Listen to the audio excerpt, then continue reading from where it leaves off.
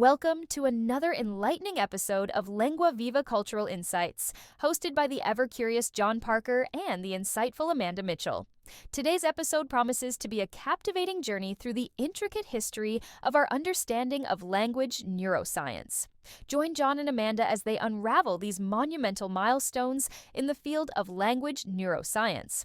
Remember to support Lengua Viva Cultural Insights by joining their Patreon community, where you can access exclusive comprehension exercises, vocabulary lists, infographics related to each topic, and transcripts to enhance your listening comprehension.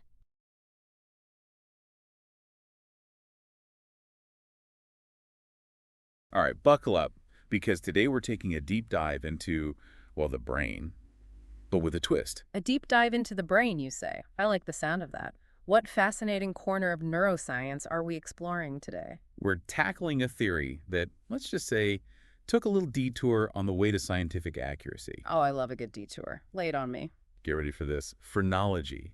You know, the idea that you could determine someone's entire personality by feeling the bumps on their head. Ah, phrenology. The art of head reading. So much more than just a bad party trick, though it definitely had its heyday there. It really did. Can you believe in the 19th century, this was considered cutting-edge science? People used it for everything, like some kind of crystal ball for your brain. It's amazing, isn't it? People were fascinated by the idea that our skulls held these secrets, a map written right there on the surface. It does make you wonder, how did we go from feeling heads to fMRI scans? It's quite a leap. It is. But even though phrenology turned out to be completely wrong, it did get people thinking about the brain in a whole new way. It sparked that initial curiosity about whether different parts of the brain actually do different things. Okay, so let's break down this theory a bit. How did phrenology supposedly work? For our listeners who don't spend their days feeling for brain bumps, what was the basic premise? Well, picture this. It's the 1800s, you're intrigued by the mysteries of the mind, and along come these two fellows, Franz Joseph Gall and Johann Spurzheim. They were the pioneers, the brains behind phrenology, so to speak, and they proposed this idea. Imagine the brain divided into, let's call them organs, each responsible for a specific mental faculty like cautiousness, language, even a bump for love of life, things like that. Wait, so there's a bump for loving life. I better make sure I've got that one.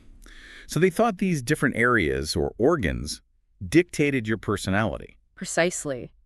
And the size of these organs, which they believed you could feel through the skull, indicated how strong that trait was in a person. A prominent bump. Well, that meant you were practically overflowing with that particular quality. So someone with a bump behind their ear might be a gifted musician. Exactly. Or a bump right here, let me see, could mean you're a gifted storyteller. Fascinating, but obviously it didn't quite pan out that way. What happened? Where did it all go wrong? Well, to put it simply, there's absolutely no scientific basis for linking bumps on your head to who you are as a person. While phrenologists were keen to prove their theories, their methods were, shall we say, a bit flawed from the start. So you're saying they might have let their own biases influence their readings. Let's just say they often found what they were expecting to find. It became a self-fulfilling prophecy. It sounds like we dodged a bullet there. Imagine if career aptitude tests still involved head examinations. But on a more serious note, this wasn't just a harmless parlor game, was it? There must have been real-world consequences to this kind of thinking. You're absolutely right. Phrenology, despite being debunked scientifically, managed to seep into various aspects of society, and not in a good way. It was used, often unjustly, to justify existing prejudices about race, class, and even gender.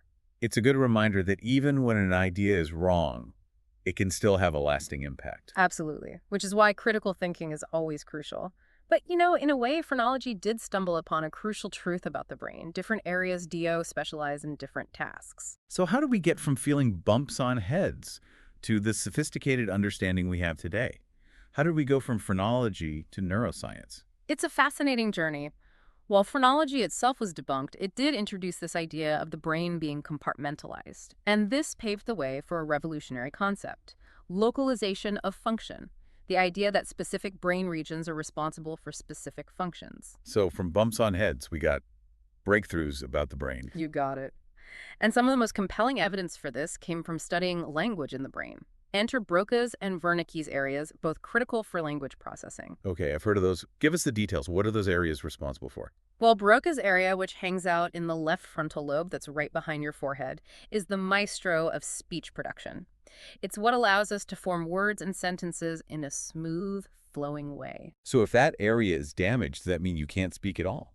And not necessarily, but it can lead to what we call Broca's aphasia. Imagine knowing exactly what you want to say, but struggling to get the words out.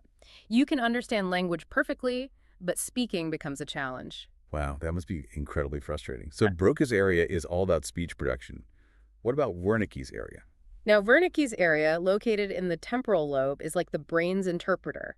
It's all about understanding language, deciphering words, sentences, and their meanings. So what happens when there's damage to Wernicke's area? This can lead to Wernicke's aphasia. In this case, someone might speak fluently, but the words get jumbled, making little sense. And understanding what others are saying becomes difficult too. It really is remarkable how interconnected yet specialized different areas of the brain are. And it makes you appreciate the complexity of something we often take for granted, like speaking. Exactly. And what's even more incredible is that we've only just scratched the surface. There's still so much more we're learning about the brain, new discoveries happening all the time. It makes you wonder what those 19th century phrenologists would think if they could see the inside of a modern neuroscience lab. So to sum it all up from this theory about head bumps, we got the foundation for understanding how amazingly specialized our brains really are. Not bad for a theory that turned out to be, well, a bit off the mark. Not bad at all.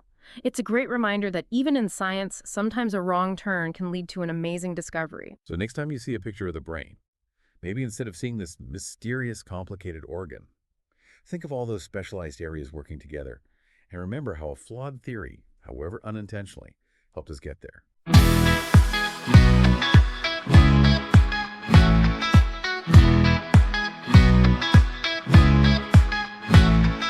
Words that flow like rivers do.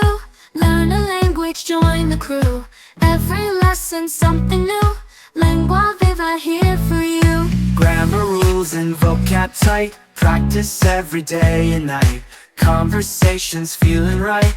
Change your world with words so bright. Lengua Viva, take a chance.